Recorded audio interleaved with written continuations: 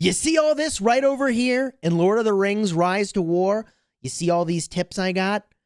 I got a bunch of these tips, like these ones over here, giving tons of experience and tons of gold from sweeping. So in this video, I'm going to talk about why it is that I have switched to a sweeping build, when it is in your evolution of your server or the season you're in, and as a player, you should switch to sweeping, and the rewards are worth it.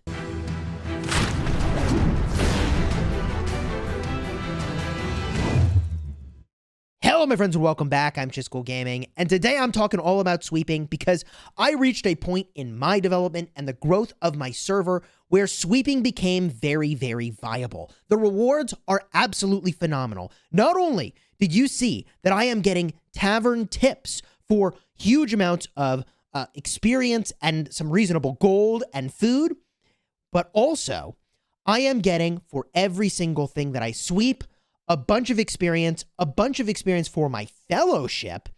I'm getting speed ups and I'm getting even more food. So sweeping is very, very lucrative. And I just want to call your attention, by the way, to the fact that when you sweep, keep in mind that these speed ups you're getting often are time limited. That little symbol means you have to use them within your season. Also, I want to point out while I'm in these reports that I am barely losing any troops, but I am having troop loss.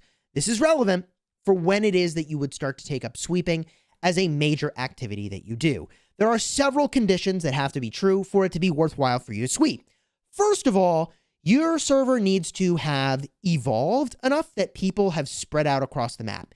When you are in a teeny tiny starting zone, and they're not even that teeny tiny, but compared to how spread out you will be, when you're in your starting area and so is everybody else, and that's where all their attention is, there's not enough things to sweep. There just isn't. Other people are doing it. You're doing it. It's hard to find something, and people cut you off when you're on your way to something. Real pain in the butt, right? So somewhere in the 2.5 to 3 week mark, people spread out. That is one condition that makes sweeping more viable. I will tell you right now that I am overnighting commanders all over the map in these different forts. And when I wake up, I start sweeping, baby. And I'm just going ham, clearing up the map. That's something to keep in mind as you go through this, is the evolution of your server. So don't do this too soon. I don't think it's viable. The second thing I want to talk about, not that you shouldn't sweep, it's that you shouldn't go all in on a sweeping build, by the way. I'm gonna share that in a second. The second thing, I guess I'll talk about it now, is that you need to have evolved enough with your ring that you can go in on a sweeping build and still do other things that you want to be doing. So the most crucial sweeping points are going to be as follows. First and foremost, powerful sweeping is God tier. You must have this. This works when you're taking tiles too. So you 100% want this, whether you're sweeping or you're taking a tile. The next thing is getting extra experience. For me, that was a really high priority because I couldn't find enough stuff to sweep, so I wasn't out of energy. So I went with extra experience. And then I started to put points into the things that reduce the stamina cost.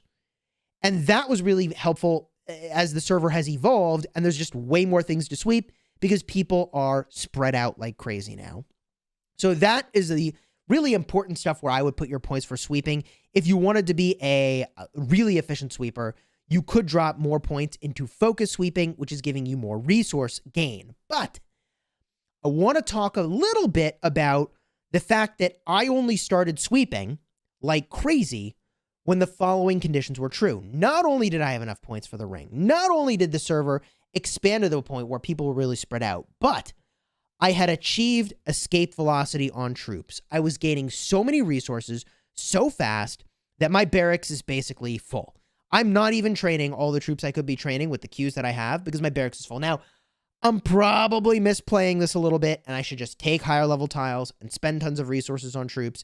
But I'm out and about doing objective-based things for my alliance right now, my fellowship. So I don't feel bad about what I'm doing, although I do feel like maybe I should be losing more troops and healing more troops on an ongoing basis. But I'm not. And so I'm sweeping like crazy to get a ton of experience. So escape velocity on troops is important because until you have escape velocity on troops and resources, you should be taking tiles that give you resources, not losing a ton of troops sweeping. You see what I mean? So having that volume of troops was important. The resource gain was important in order to sweep. Now, if you're this far in the video and you're still wondering, hey, Chisgule, why the heck haven't you shown me how to sweep? The way that you do this is pretty straightforward. You look around the map for these mobs, and you have to be have connected territory. So as you can see, I tap it, I try to sweep, and I can't. It's showing me no territory is connected to it, so you cannot do that. But if you find one that is connected to territory, you just press the sweep button, and then you start marching over there. And as long as you are the first one to get there, then you're good to go. Now, there is a little search function over here for mobs, right? And you can do a search. Sometimes it's helpful, and other times it's not. No suitable land tiles. I mean, I'm not finding anything, but it's also searching in a fairly small radius. So once you get sort of accustomed to the lay of the land, you generally know where the tiles are that you look next to. And what do you know? I found a crusher. You see, I just tap the sweep button, and then I select the army. I want Aragorn to go there. It tells you the time. It tells you the cost. Yes, go. Go forth and get me those sweet rewards. You can see there is a little green icon that will appear next to your commander when they've won a battle and are on their way home. Here, Dwalin's on his way back to this tile that I had took. And, well, you get the idea.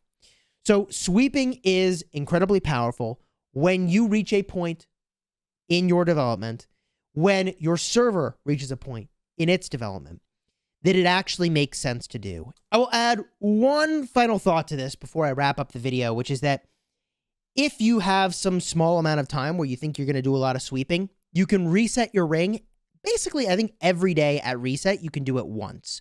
So you don't have to worry, like, if you're approaching reset, you could swap to the build, and then I'm pretty sure when reset hits, your sort of cooldown for being able to reset your build is refreshed, and you could reset again. So if you need to refresh your build, do some sweeping, and then swap off of that build for whatever it is you want to do, I think that's a perfectly fine choice.